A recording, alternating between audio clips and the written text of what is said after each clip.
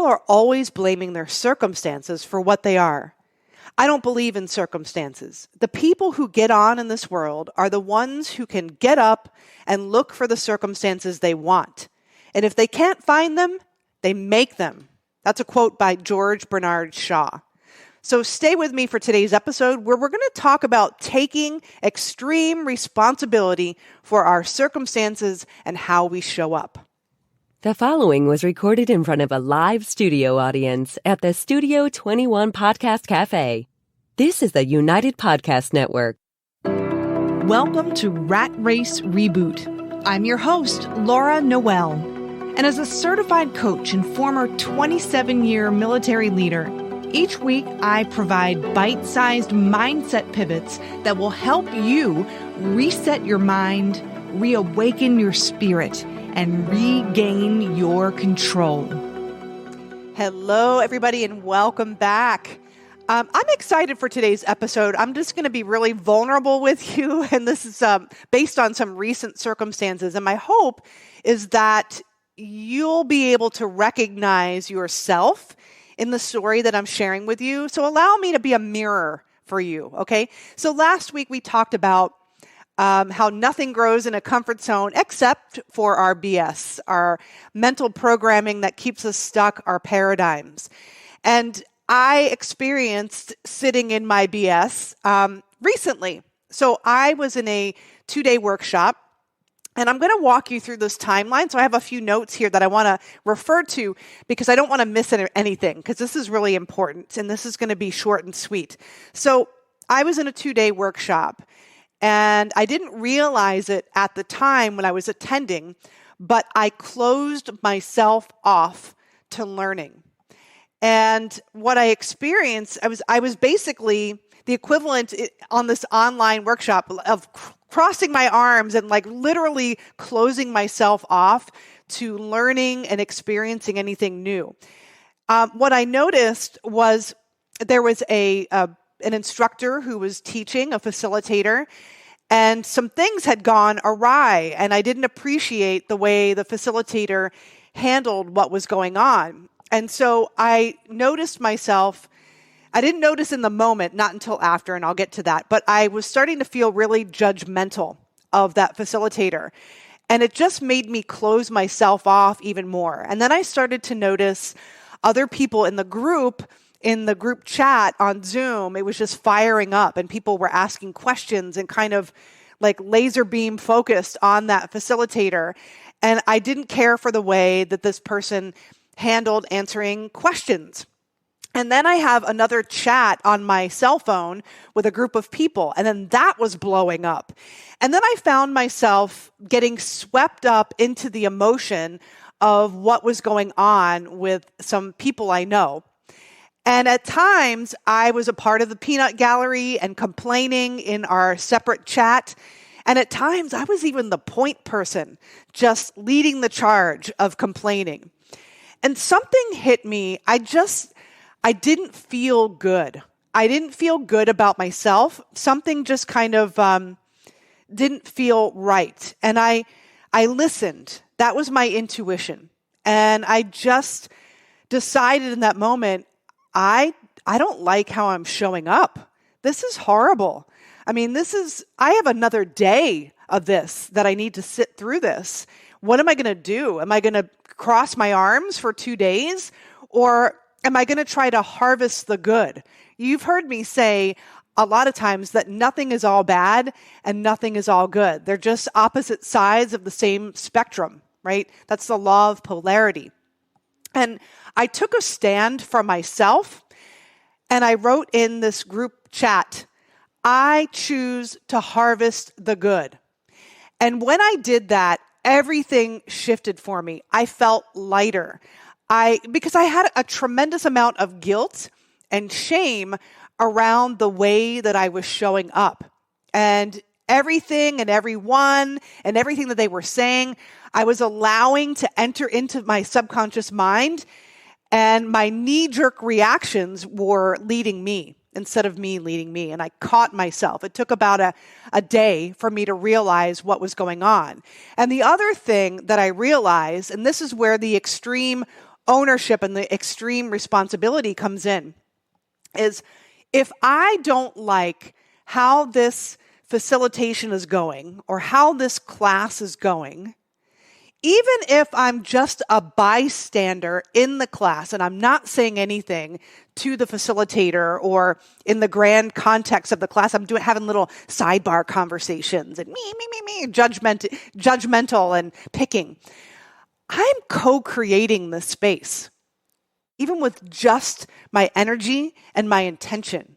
Your energy and your intention, those are so powerful. Remember, everything is energy. That's all there is to it.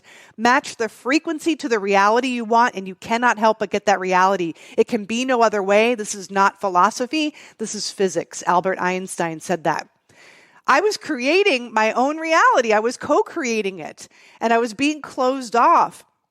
And so once I took ownership and responsibility and realized, I am co-creating this space, and therefore I can change this space and the outcome and the energy that I'm bringing forth. Now, that doesn't mean I'm changing other people, but it means that I'm changing how I'm responding to the information that I'm hearing, how I'm taking it in, and I'm also choosing to harvest what's good and what, even if it's like what not to do. That I'm harvesting something out of that conversation and out of that dialogue. So that was really powerful for me. We often don't listen to our intuition in those moments. And I'm human too. I mean, I have so much on my plate right now. I was just talking with Chrissy, our podcast producer, and she's like, wow, you have a lot going on. How do you handle it? And I'm like, I lose my shit sometimes. She's like, it's good to know you're human. But I did. I was caught up in the middle of it. But the key is we can all get caught up in the middle of our own BS. And that there's no growth beyond that. I am so proud of myself that I could catch myself in the moment. I knew intellectually that I co-create whatever I engage in, but I was so caught up in my emotion and that energy and that negative energy. I was spiraling that I was just reacting. I was just having those knee-jerk reactions. So hopefully I've been a mirror for you, and maybe you can recognize some circumstances where, maybe I wasn't showing up as the best version of myself. The beautiful thing is when you stop to think, mental activity does not constitute thinking. I was not thinking when I was engaging in all those texts and all that stuff. There was a lot of mental activity going on, but none of it was productive, and I wasn't thinking. I sure wasn't aligned with my core values. And when I stopped to think, and that little nudge, that's your intuition, by the way.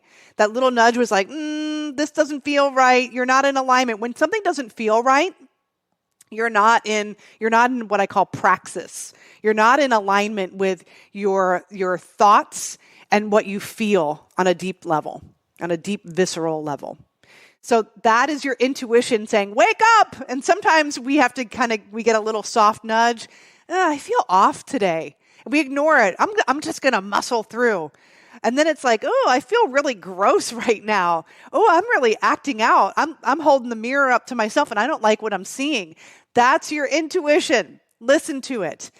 And what I did was I just took a pause. When I started to write a text, I actually stopped myself. I had a long text and I thought, Laura, why are you sending this text?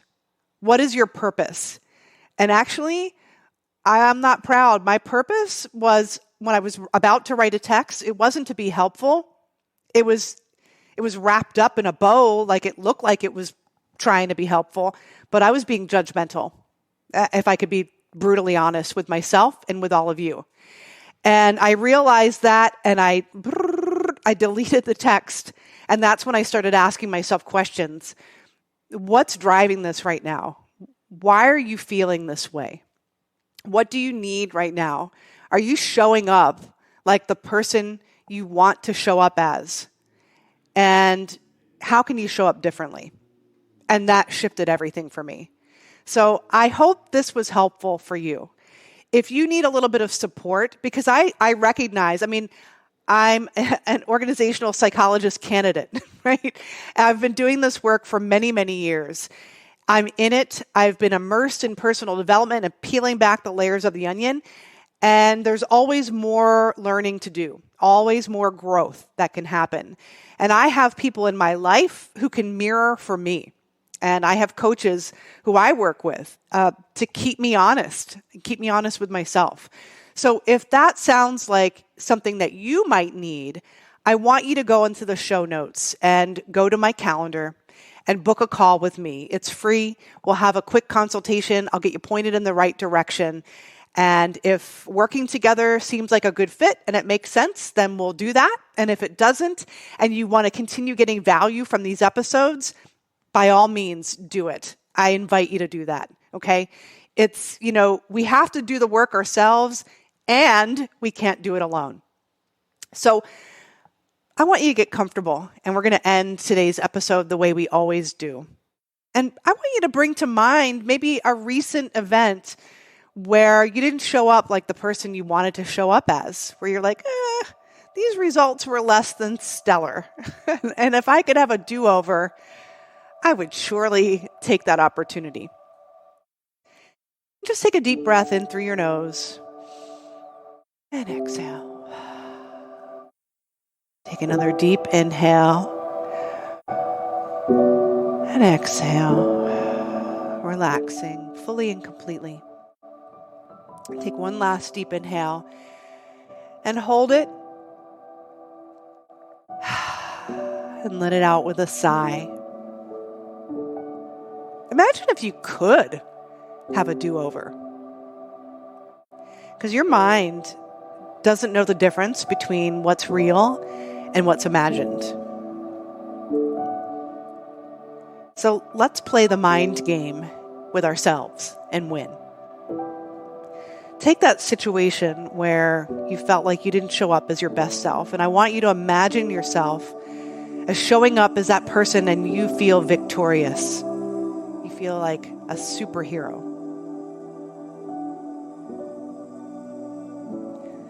Just play it out in your mind from start to finish, but in the way that if you could have a do-over, you showed up.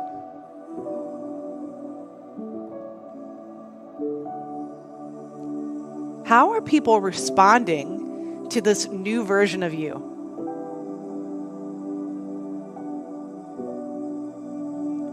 Bring them to your mind's eye and see the impact your actions are having on other people in this do-over fabulous version that you created.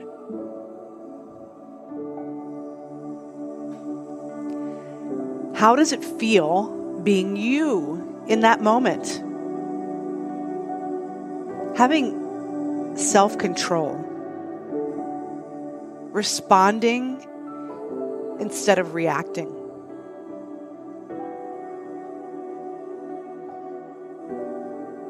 See, we attract what we put out. That energy that we throw out there, sometimes when we're not thinking, we get right back coming at us. Sometimes in that moment, and sometimes later.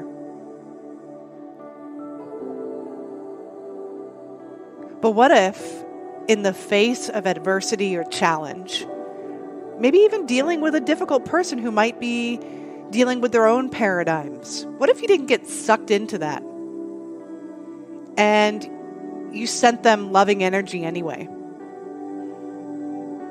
How would you feel about you? And how would you carry that energy with you throughout your day? And write down any ideas or inspiration that bubbles up for you. Take that inspired action. Maybe somebody came to mind. Maybe you need to smooth something over with somebody. Maybe you need to smooth something over and forgive yourself. But whatever that was that came up for you in this inspired action segment, I want you to take it seriously. That's your intuition guiding you. And I want you to take action. That's when you're going to see some bang for the buck right here, okay? Also, if you want to have a conversation and get steered in the right direction, you want some help with practicing this, then go to ratracereboot.com, go to the show notes and book a call with me, and we'll have a great conversation. Also, go to ratracereboot.com, wherever you listen to your podcast episodes, and leave us a 5-star review.